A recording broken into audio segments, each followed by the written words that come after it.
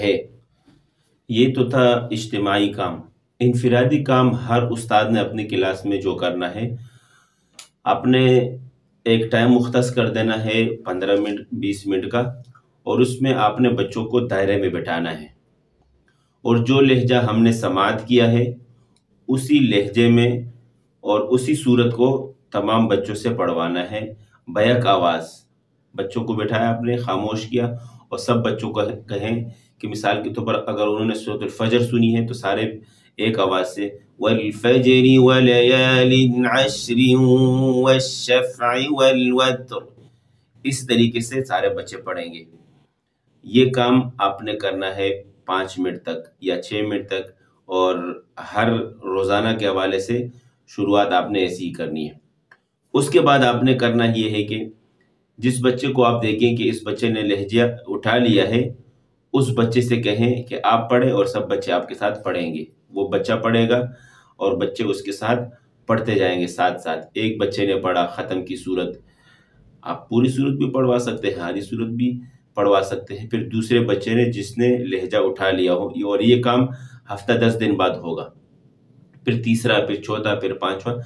روزانہ کے حوالے سے آپ 2-3 بچوں کو جو ہے اس طریقے سے چلاتے رہیں۔ 2 کام ہو گئے۔ تیسرا کام یہ کرنا ہے کہ بچے نے جب لہجہ پڑھا تو اس وقت آپ نے ان کی حوصلہ افزائی کرنی ہے۔ ماشاءاللہ سے سب بچوں کو کہیں، اس کو داد دیں، ماشاءاللہ، بارک اللہ، سبحان اللہ۔ اس طریقے سے اگرچہ اگر کوئی بچہ لہجہ صحیح نہ بھی پڑھے، پھر بھی آپ نے ان کی حوصلہ افزائی کرنی ہے۔ اس بچوں کو نہیں معلوم ہوتا کہ یار میرا لہجہ ٹھیک ہے کہ نہیں، لیکن آپ نے ان کی حوصلہ افزائی کرنی ہے۔ اور آپ اس طریقے سے بھی ان کی حوصلہ افزائی کر سکتے ہیں کہ یعیش یعیش کہہ کر کہیں، اور بچوں کو کہیں اس کا نام لیں، یعیش یعیش۔ پھر وہ بچے بولیں گے مثال کے طور پر کامران کامران۔ یعیش کا مطلب آتا ہے زندہ باد زندہ باد۔ اس طریقے سے آپ نے ان کی حوصلہ افزائی کرنی ہے۔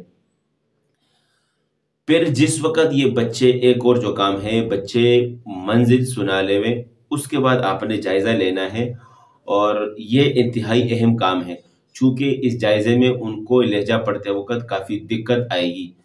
پارے کی طرف توجہ ہوگی، سوال کی طرف توجہ ہوگی، لہجے کو لہجے پر گرفت کرنا ہوگی۔ اس وقت آپ نے ان بچوں سے کہنا ہے کہ بیٹا آپ نے لہجہ پڑھنا ہے، غلطیاں جتنی بھی آئی آپ سے کچھ نہیں کہا جائے گا، آپ کے ساتھ کوئی سختی نہیں کی جائے گی۔ اس بچے سے ایک سوال کریں اور کوشش کریں کہ آپ ان کو وہ لہجہ دیں۔ اگر نہیں پڑھ سکے تو وہ جو صورت آپ نے سنوائی ہے بار بار، اس سے وہاں سے اسٹارٹ کروائیں، اور پھر جہاں آپ نے سوال کیا ہے وہاں پڑھوائیں۔ انشاءاللہ آہستہ آہستہ یہ اٹھا لے گا اس لہجے کو۔ تو یہ بھی آپ نے اپنے جائزوں میں اس کی ترتیب قائم رکھنی ہے۔ اب جب یہ لہجہ بچے سیکھ جائیں، چونکہ ہم نے اگلا لہجہ ان کو سنوانا ہے، تو جب یہ لہجہ انہوں نے سیکھ لیا ہے، اس لہجوں کو آپ ابھی سبقی منزل میں چلائیں۔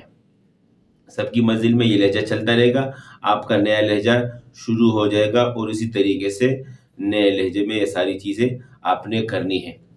ایک اور چیز کہ آپ نے جب بچوں کو مطالعہ دیا، ادائیگی میں مطالعہ کروانا ہے پہلے، دوبارہ اگر آپ کے پاس ٹائم ہے تو آپ ان بچوں کو اس لہجے میں بھی مطالعہ کروا سکتے ہیں جو لہجہ آپ لوگوں نے دینا ہے۔ پریکٹیکلی طور پر میں آپ کے سامنے 2 سے 3 بچوں کو بٹھاتا ہوں، اور جو میں نے طریقہ بتایا ہے لہجہ ایک ساتھ پڑھنے کا، انفرادی پڑھنے کا، جائزے کے طور پر لہجہ پڑھنے کا، وہ بھی آپ کے سامنے انشاءاللہ ذکر کر دیا جائے۔ جیسا کہ آپ سے کہا گیا تھا کہ جب آپ بچوں کو اجتماعی طور پر لہجہ سنوائیں تو وہی لہجہ پھر آپ نے اپنی کلاس میں انفرادی طور پر بچوں سے کہلوانا ہے۔ اس کا طریقہ یہ تھا کہ بچوں کو بٹھائیں اور تمام بچوں سے ایک ہی آواز میں وہ لہجہ سنوائیں۔ تو اب یہ 2 طالب علم ہیں، طالب علم سیف اللہ اور طالب علم محمد طلحہ، آپ کے سامنے شیخ خلیل حصری رحمہ اللہ کی آواز میں ناوا اثر پڑھیں گے۔ آپ سماعت فرمائیں، ایک ساتھ پڑھیے گا۔ بسم اللہ الرحمن الرحیم اذا جاء جاءك المنافقون قالوا نشهد إنك لرسول الله والله يعلم إنك لرسوله والله يشهد إن المنافقين لكاذبون اتخذوا أيمانهم جنة فصدوا عن سبيل الله إنهم ساء ما كانوا يعملون ذلك بأنهم آمنوا ثم كفروا فطبع على قلوبهم فهم لا يفقهون وإذا رأيتهم تعجبك أجسامهم وإن يقولوا تسمع لقولهم كأنهم خشب مسندة يحسبون كل صيحة عليهم هم العدو فاحذرهم قاتلهم الله أنى يؤفكون। ये अब इन दो तलबा ने एक साथ पढ़ा है। अब जो अगली तरतीब है, एक बच्चा पढ़ेगा, उसके बाद फिर आपके जो बच्चे बैठे हुए हैं वो उनके साथ पढ़ेंगे। अब तालिब इल्म तलहा पढ़ेंगे और उसके बाद तालिब इल्म सैफुल्लाह फिर पढ़ेंगे साथ में। अब आपने पढ़ना है शेख खलील अब्दुर्रहमान अल क़ारी साहब रहिमहुल्लाह की आवाज़ में हिजाज़िया खलीलिया आपने पढ़ना है। बिस्मिल्लाह से शुरू करनी है, आप पढ़ेंगे, फिर उसके बाद सैफुल्लाह पढ़ेंगे। बिस्मिल्लाहिर्रहमानिर्रहीम बिस्मिल्लाहिर्रहमानिर्रहीम वश्शम्सि वज़ुहाहा वश्शम्सि वज़ुहाहा वल्क़मरि इज़ा तलाहा वल्क़मरि इज़ा तलाहा वन्नाहारि इज़ा जल्लाहा वन्नाहारि इज़ा जल्लाहा वल्लैलि इज़ा यग़शाहा वल्लैलि इज़ा यग़शाहा वस्समाइ वमा बनाहा वस्समाइ वमा बनाहा वल्अर्दि वमा तहाहा वल्अर्दि वमा तहाहा वनफ्स वमा सव्वाहा वनफ्स वमा सव्वाहा फअल्हमहा फुजूरहा वतक़वाहा फअल्हमहा फुजूरहा वतक़वाहा क़द अफ़्लह मन ज़क्काहा क़द अफ़्लह मन ज़क्काहा। माशाअल्लाह माशाअल्लाह माशाअल्लाह, बारकल्लाह फ़ीक, अहसंत। ये इस तरीके से ये दूसरा तरीका हुआ आपकी इनफिरादी क्लास में। अब तीसरा तरीका जो मैंने बताया था कि आपने उन बच्चों का जायज़ा लेना है मंजिल में। उस जायज़े में आपने बच्चों को ये बताना है कि बेटा आपकी गलती आए कोई मसला नहीं है, 2 आए 3 आए गलतियाँ 4 आए, आपसे कुछ भी नहीं कहा जाएगा, बस आपने लहजा पढ़ना है, ठीक है। अभी आपसे सवाल किया जाएगा तो और साथ आपने जिस लहजे में पढ़ना है उस लहजे का आपने نام بھی لینا ہوگا، اس کے بعد آپ نے شروع کرنا ہوگا۔ میں آپ سے سوال کروں گا، پہلے میں سوال کروں گا طالب علم محمد طلحہ سے۔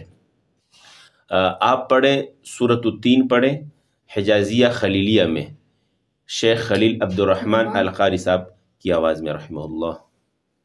بسم اللہ الرحمن الرحیم والتین والزیتون وطور سینین وهذا البلد الأمين لقد خلقنا الإنسان في أحسن تقويم ثم رددناه أسفل سافلين إلا الذين آمنوا وعملوا الصالحات فلهم أجر غير ممنون فما يكذبك بعد بالدين أليس الله بأحكم الحاكمين۔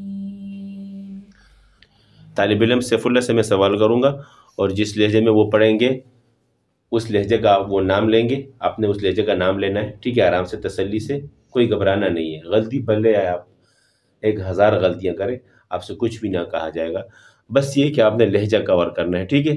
اور زیادہ جھٹکے نہیں دے کے پڑھنا ہے، روانگی سے پڑھنا ہے، ٹھیک ہے؟ آپ پڑھیں سورۃ الشمس حجازیہ خلیلیہ پڑھیں گے شیخ خلیل عبد الرحمن القاری رحمہ اللہ کی آواز میں۔ بسم اللہ الرحمن الرحیم والشمس وضحاها والقمر اذا تلاها والنهار اذا جلاها والليل اذا يغشاها والسماء وما بناها والأرض وما طحاها ونفس وما سواها فألهمها فجورها وتقواها قد أفلح من زكاها وقد خاب من دساها كذبت ثمود بطغواها إذ انبعث أشقاها فقال لهم رسول الله ناقة الله وسقياها فكذبوه فعقروها فدمدم عليهم ربهم بذنبهم فسواها ولا يخاف عقباها۔ اب یہ طالب علم محمد طلحہ سے میں سوال کروں گا، وہ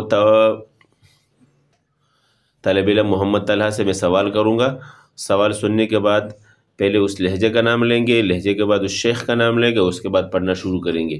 بسم اللہ الرحمن الرحیم وَإِذْ يَمْكُرُ بِكَ الَّذِينَ كَفَرُوا لِيُثْبِتُوكَ أَوْ يَقْتُلُوكَ أَوْ يُخْرِجُوكَ۔ کون سا لہجہ پڑھیں گے آپ؟ مقام نہاون، شیخ احمد طالب صاحب کی آواز میں شروع کریں۔ وَإِذْ يَمْكُرُ بِكَ الَّذِينَ كَفَرُوا لِيُثْبِتُوكَ أَوْ يَقْتُلُوكَ أَوْ يُخْرِجُوكَ وَيَمْكُرُونَ وَيَمْكُرُ اللَّهُ وَاللَّهُ خَيْرُ الْمَاكِرِينَ۔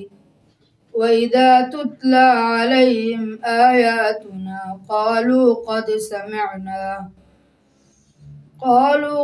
سَمِعْنَا لَوْ نَشَاءُ لَقُلْنَا مِثْلَ هَذَا إِنْ هَذَا إِلَّا أَسَاطِيرُ الْأَوَّلِينَ۔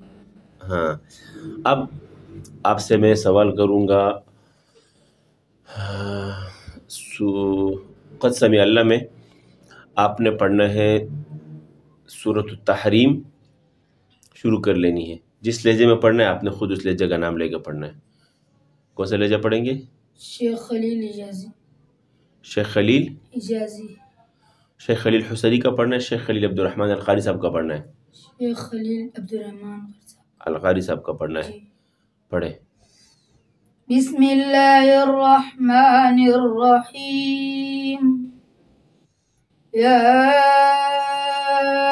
أيها النبي لم تحرم ما أحل الله لك تبتغي مرضات أزواجك والله غفور رحيم. قد فرض الله لكم تحلة أيمانكم والله مولاكم وهو العليم الحكيم. अब डायरेक्ट शुरू करें आप शेख खलील हुसैनी का नाम असर इसी आयत से आगे। وإذ أسر النبي إلى بعض أزواجه حديثا فلما نبأت به وأظهره الله عليه عرف بعضه وأعرض عن بعض فلما نبأها به قالت من أنبأك هذا قال نبأني العليم الخبير. अब दोबारा जाना है हिजाजिया खलीलिया में, पढ़े।